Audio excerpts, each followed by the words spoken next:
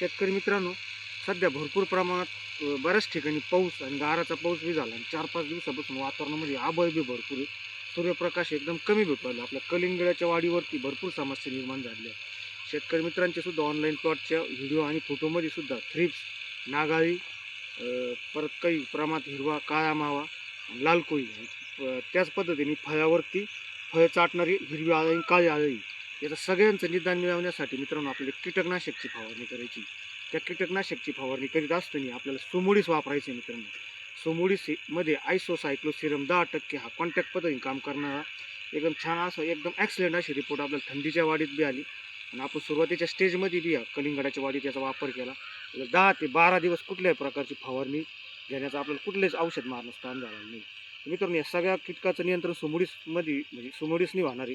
आणि त्याचप्रमाणे आपल्याला बुरशीनाशक वापरत असताना आपल्याला सिक्सरचा वापर करायचा आहे.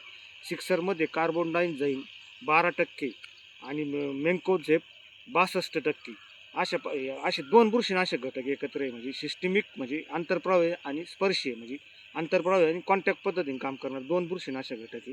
हे आपल्याला एका लिटर पाण्याला 2 ते 2.5 ग्रॅम वापरायचे मित्रांनो. म्हणजे येणाऱ्या काळात प्लॉटमध्ये जी थोडीफार भुरकापणा आणि बुरशी त्याचं सगळं नियंत्रण होणार आहे. आणि एकदम स्वस्तात असं प्रोडक्ट आहे सिक्सर. आणि आपल्या पानाला एकदम चकाकी येणार आहे. प्लॉट असं एकदम आरशासारखा दिसणार आहे. आणि त्यामध्ये मित्रांनो टॉनिकचा वापर आपण प्रोज्यूबचा करणार आहे. प्रोज्यूबमध्ये 90% जिब्रेलिक ॲसिड आहे. हे आपण 200 लिटर पाण्याला 2 ग्रॅम घेणार आहे. म्हणजे जे आपल्या प्लॉटचे ब्रेंचेस जे थांबलेले प्लॉट जे 4 दिवसाच्या आबाळीने एकदम आकाशला आहे, ते पूर्ण वाढण्याचं काम बी आपल्याला प्रोज्यूबच्या टॉनिकनी फायदा म्हणजे प्रोज्यूबच्या टॉनिकनी त्याची वाढ बी आणि ब्रँचेस बी वाढलेले पाहायला भेटणार.